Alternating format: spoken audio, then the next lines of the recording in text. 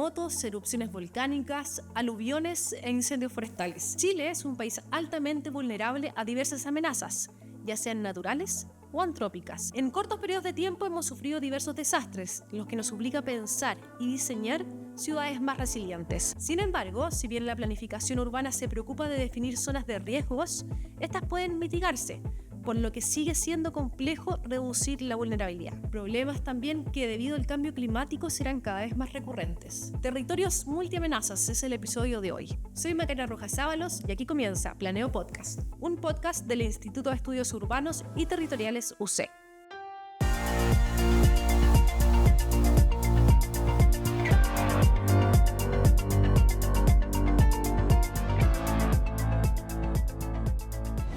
Estamos comenzando este episodio que hemos denominado Territorios Multiamenazas con dos grandes invitadas, justamente para poder profundizar en aquello que llamamos como desastres naturales, los mal llamados desastres naturales, y quizás plantear la discusión sobre los riesgos, ya sean naturales o socionaturales. Estamos con Magdalena Vicuña y Elizabeth Bageman, ambas bienvenidas. Magdalena Vicuña es doctora en Arquitectura y Estudios Urbanos, es profesora asociada del Instituto de Estudios Urbanos y Territoriales de la Católica e investigadora del Centro de Investigación para la Gestión Integrada del Riesgo de Desastres, el CIGIDEN. Su foco de investigación es la planificación, la normativa y morfología urbana. Bienvenida, Magdalena. Gracias al equipo Planeo por la invitación. No, gracias a ti. Elizabeth Bageman es doctora en Arquitectura y profesora asociada y directora del Laboratorio Ciudad y Territorio de la Universidad Diego Portales. Su investigación se centra en la sustentabilidad, resiliencia y recuperación después de desastres en los territorios vulnerables. Elizabeth, bienvenida. Muchas gracias por la invitación. Partamos por el inicio. Desastres naturales. Eso nos enseñaban en el colegio antiguamente. Ahí la Mane nos decía que se cambia, hace poquito se cambió el paradigma. ¿Por qué le llamábamos desastres naturales? Tendemos a llamarlos desastres naturales porque la amenaza, el evento ocurre la mayor parte de las veces por una amenaza que puede ser de origen natural. Pero conceptualmente los riesgos hoy día ya estamos entendiendo que son producto de una combinación entre esa amenaza, que puede ser natural, una exposición a esa amenaza y una vulnerabilidad frente a esa amenaza. Y esa combinación de exposición y vulnerabilidad con la amenaza son las que producen el desastre. Puede haber un tsunami o un incendio o un aluvión, remoción en masa, pero si no hay personas o no hay infraestructura expuesta a ese evento, no vamos a tener necesariamente un desastre. Y las personas que tienen distintas condiciones de vulnerabilidad también pueden estar más o menos expuestas a un riesgo o claro, pueden estar más en riesgo. No sé, por ejemplo, si tú dominas la señalética en un lugar que está expuesto a una amenaza de tsunami, estás familiarizada con esa señalética y sabes dónde están los lugares de evacuación, los lugares seguros, eres menos vulnerable que alguien que por primera vez estaba en ese lugar, no sabe dónde están los lugares seguros. O si, por ejemplo, eres una persona que estás cuidando a niños o adultos mayores, también eres más vulnerable porque al momento de evacuar vas a tener que hacerte cargo de otra persona que antes que salir, digamos, corriendo, ¿cierto?, por tu vida sin tener que... Entonces, ese tipo de conceptualizaciones son las que nos hacen decir que los desastres no necesariamente son naturales. Además que se le agrega la naturaleza, quizás también la carga, ¿no? Bueno, yo quería agregar que la palabra desastres viene de desde latín, des, que es algo negativo, algo malo, y astro, ¿sí?, el desastre, que viene de los astros, como es un problema, una negación, un evento que generan los astros. Entonces, la palabra viene con esa carga que tiene que ver con la naturaleza, o algo que va más allá de los seres humanos. Entonces, comienza con esa idea, por supuesto, con un concepto de que es la naturaleza la que está generando estos eventos frente a los cuales nos vemos amenazados, en este caso, o esas amenazas generan estas circunstancias, pero nos hemos dado cuenta, obviamente, que cómo construimos, dónde habitamos, la forma en que construimos nuestros asentamientos, nuestras viviendas, nuestros edificios, son aquellos que finalmente se ven enfrentados a estas amenazas. Entonces ya entendemos que tenemos agencia en eso. No es más que los ciclos naturales existen, como decía Magdalena, ellos suceden, algunos con mayor recurrencia, otras no. Sin embargo, no es que la naturaleza esté atacándonos. Entonces esa idea ya ha ido cambiando en las últimas décadas porque tenemos agencia, dónde ponemos nuestras viviendas, dónde ubicamos nuestras casas y cómo construimos, y afecto por supuesto a la exposición que mencionaba Magdalena y también la vulnerabilidad. Eso es importante. Somos un país muy heterogéneo geográficamente. ¿Cómo se integran los planes reguladores en estos accidentes que vamos teniendo por geografía? A ver, en esto sabe mucho más Magdalena en todo caso, pero los instrumentos de planificación territorial tienen obviamente un efecto importante en cómo construimos nuestras ciudades, porque son aquellos que dan las directrices de cómo y dónde debemos ubicar cierto tipo de usos de suelo, cierto tipo de construcciones, entonces afectan, por supuesto, lo que tiene que ver con la exposición en particular. Estos instrumentos, los instrumentos de planificación, están definidos en la Ordenanza General de Urbanismo y Construcciones, que deben incorporar análisis de los riesgos. Ahora, las problemáticas están en que eso no está tan claro porque es algo que se ha ido incorporando con los años. Yo creo que en términos de planificación, pero también en términos normativos, no solo los instrumentos de planificación territorial, sino que también otros tipos de normas, hemos sido muy reactivos en nuestra forma de hacer las modificaciones. Entonces, efectivamente, como decía, dentro de los instrumentos está poder incorporar estos análisis de riesgo, y eso, como dices tú, va a depender de las distintas zonas. Hay zonas de Chile que van a tener un incendio, otras que van a estar en zonas costeras que efectivamente se pueden ver afectados por tsunami o por algún tipo de inundación. Hay otras zonas que están en cuencas de los ríos, ¿cierto? Entonces, va a depender de cada una de las circunstancias y van a ser, por supuesto, completamente distintos. Y también, como decía, hemos ido avanzando en la línea de incorporar los instrumentos de planificación, incorporar los aspectos que están relacionados con las amenazas en la misma ley, la nueva ley, ya no tan nueva, pero del SINAPRED, que inicia el Sistema Nacional de Prevención de Desastres. Se incluye que dentro de los instrumentos de planificación territorial deben haber mapas de amenazas, pero todavía estamos partiendo en eso, entonces yo creo que hay un largo camino por recorrer todavía. Efectivamente, tal como dice la Elizabeth, los planes reguladores, los intercomunales, los metropolitanos, los comunales, son los instrumentos que dicen hacia dónde va a crecer la ciudad, cómo, y cuánto también se va a intensificar como su uso, la densidad, ¿cierto? Entonces, tienen mucha incidencia en esto que hablábamos respecto de la exposición y la vulnerabilidad frente al riesgo, porque, por ejemplo, un barrio que es mucho más denso, en una zona que está precisamente en la zona de inundación de tsunami, si el plan regulador dice, bueno, vamos a aumentar aquí la densidad, está promoviendo mayor exposición, lo que debiera requerir, ¿cierto?, estrategias complementarias de gestión de ese riesgo, mayor evacuación vertical, en fin. Entonces, efectivamente, los planes reguladores tienen mucha incidencia porque nos permiten controlar esa parte del riesgo, porque el plan regulador no va a controlar la amenaza, pero sí va a controlar esa parte de cuán expuestos o vulnerables somos frente a esa amenaza. Y en el proceso de elaboración de los planes reguladores hay que hacer unos estudios de riesgo. Y decía la Elizabeth, claro, y ahí es donde la particularidad de esa comuna va a tener que expresarse en ese estudio, si es que es un tsunami, si son avalanchas, si son incendios. Lamentablemente, hasta ahora los estudios de riesgo no tenemos como una reglamentación que diga cómo tienen que ser esos estudios. Entonces son como muy ad hoc. Hay algunos estudios de riesgo más antiguos que son como estudios de amenaza, en realidad, que modelan la amenaza, pero no nos cuentan de esa otra parte del riesgo. Con eso, esos estudios de riesgo son súper importantes porque son los que fundamentan las áreas de riesgo. Y las áreas de riesgo es como una zonificación que se superpone a la definición de dónde van a estar las áreas residenciales, las áreas más industriales, y nos dice, mira, aquí este barrio, esta zona está en una mayor condición de riesgo y por tanto le vamos a tener que pedir obras de mitigación a las edificaciones que se hagan aquí. Ahora, nosotros acabamos de hacer un estudio y detectamos que solo un 19% de las comunas de Chile tienen áreas de riesgo planificadas. Entonces estamos como bien al debe, porque tal como se llama el nombre de este podcast, esto es multiamenaza. Chile tiene todas las amenazas posibles, porque no teníamos los tornados, pero ya están apareciendo ¿cómo se llaman? Las turbas. Turbas marinas, sí. Exactamente, así que con las turbas marinas ya tenemos el listado completo. Entonces efectivamente es grave, estamos muy al debe, como dice la Elizabeth. Y eso acabamos de ver en lo que pasó con el Hotel Punta Piqueros, ¿no es cierto?, que se ordena la demolición.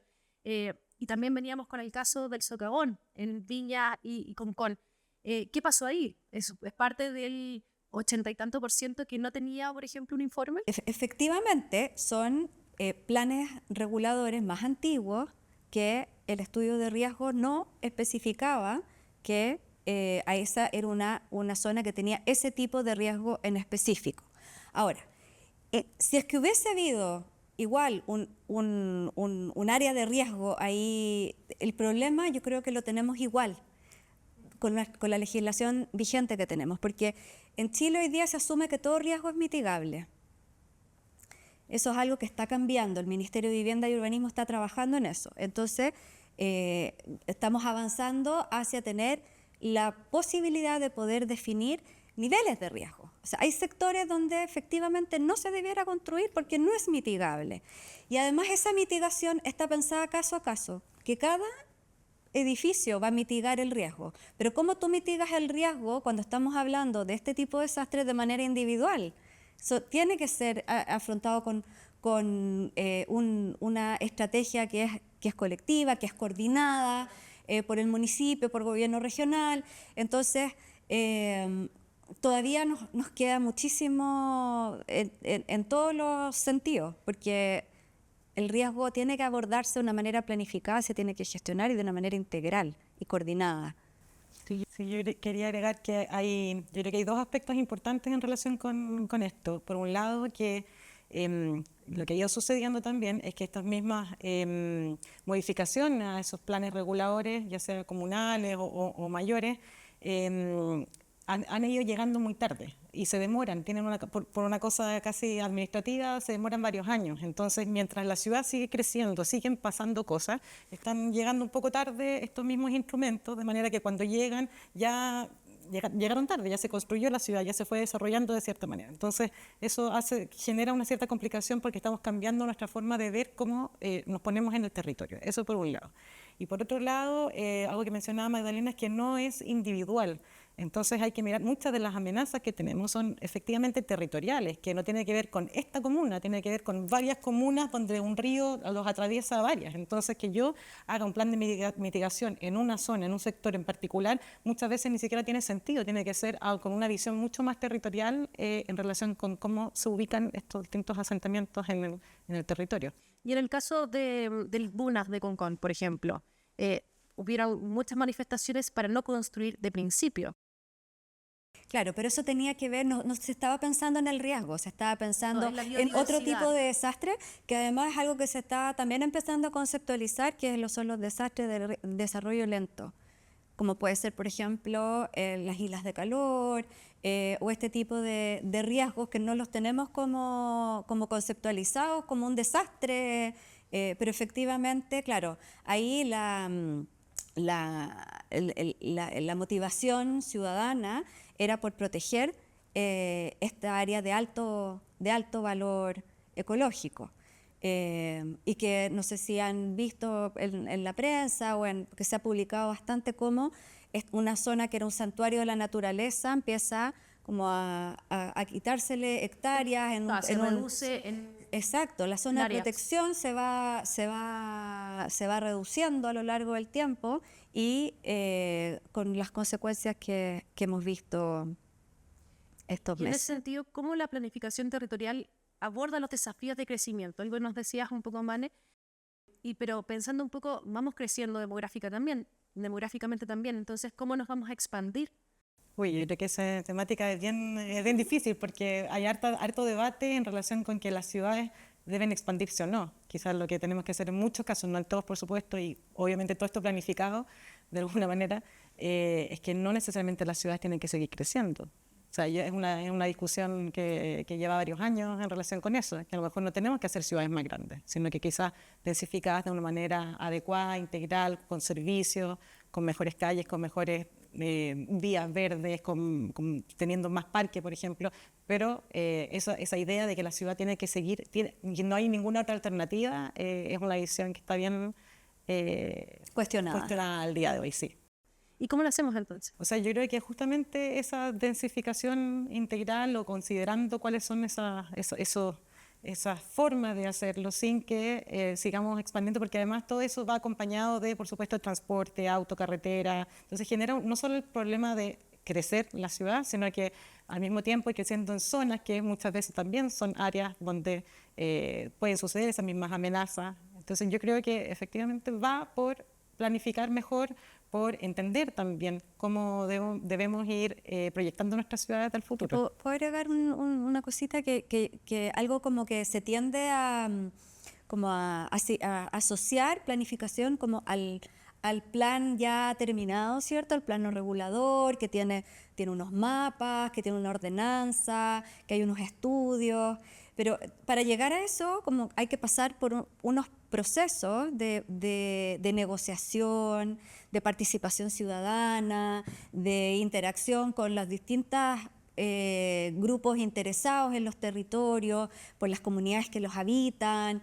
Y en todo ese proceso se da una conversación y se dan unos procesos a veces bien, peleados y con harta discusión. Se paran los planes reguladores porque hay grupos que están en contra de ciertas propuestas, mucho lobby también. Y todo ese proceso también es súper valioso para integrar toda esta discusión del riesgo, sobre todo en las comunas que están con mayor exposición a estas amenazas, podríamos decir, más, catastróficas. Entonces, tomar conciencia que las comunidades tomen conciencia del riesgo es clave.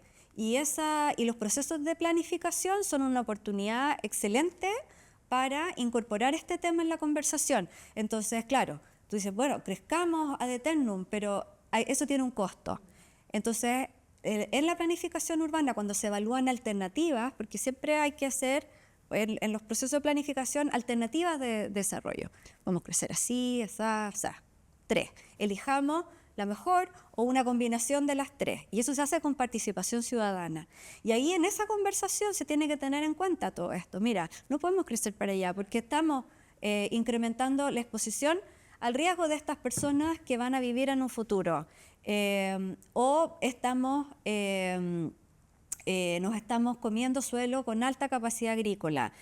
O estamos llevando gente que no tiene, los recursos para transportarse o trasladarse, digamos, a los centros de equipamiento y así. Esa discusión se da también en el proceso de planificación y eso también me parece importante ponerlo en valor, sobre todo en la discusión sobre el riesgo de desastre. Encuentro que es un punto bien importante que pensar la planificación solamente como top-down, de arriba hacia abajo, donde llegan unas personas con grandes plumones y lo rayan, creo que no es el camino, bueno, de partida no es el proceso, pero además pensar que no es el camino, porque el tema de la educación en este caso, o compartir el concepto de la cultura del riesgo, que estamos en un país que, como tú mencionaste, nos vamos a seguir viéndonos afectados por una serie de eventos, algunos de largo aliento y otros que van a ser como eventos catastróficos, como mencionaba Magdalena. Es importante entender cómo lo incorporamos culturalmente en la forma en que nosotros vivimos y habitamos nuestras ciudades. ¿Y cómo logramos que nuestras ciudades sean más resilientes? Y nosotros también, como ciudadanos. Imagino que obviamente la planificación es la base, ¿no? La planificación es por un lado, pero también por otro lado es el tema, partiendo por la educación, en relación, ni siquiera como enseñanza formal, puede pasar desde escolar hasta la universitaria, ¿cierto? Donde en distintas disciplinas deben estar pensados cómo hacemos en nuestra forma de vida más resiliente, no solamente en las ciudades, sino que cómo consumimos, las cosas que compramos, cómo nosotros nos relacionamos, yo creo, en este caso con nuestro habitar. Yo creo que es más importante incluso que de cómo planificamos, porque en esas mismas participaciones ciudadanas, que la gente tenga una conciencia de dónde, si uso auto o no, si cómo me muevo, todo esto se va incorporando en esas mismas discusiones para que nuestras ciudades sean más sostenibles y más resilientes. Yo creo que también hay otro componente, como en este círculo de la planificación, que es una vez que ya el plan está acordado, aprobado, viene toda la parte de gestión y de implementar lo que ese plan dice. Y ese también es un desafío importante, tiene un componente político súper relevante que nosotros, claro, en todos los trabajos de planificación que hacemos, y por lo menos desde mi experiencia, incluso personal como planificadora, hay ahí una cuestión a veces frustrante, porque los planes reguladores se caen por cuestiones políticas o porque el plan se aprueba, pero después se recurren a normas de excepción a la planificación. Entonces tú dices, bueno, pero ¿por qué si aquí hay un límite urbano, hay vivienda social fuera del límite urbano? Bueno, porque hay un artículo en la Ley General de Urbanismo y Construcciones que lo permite. Entonces, y eso son decisiones políticas.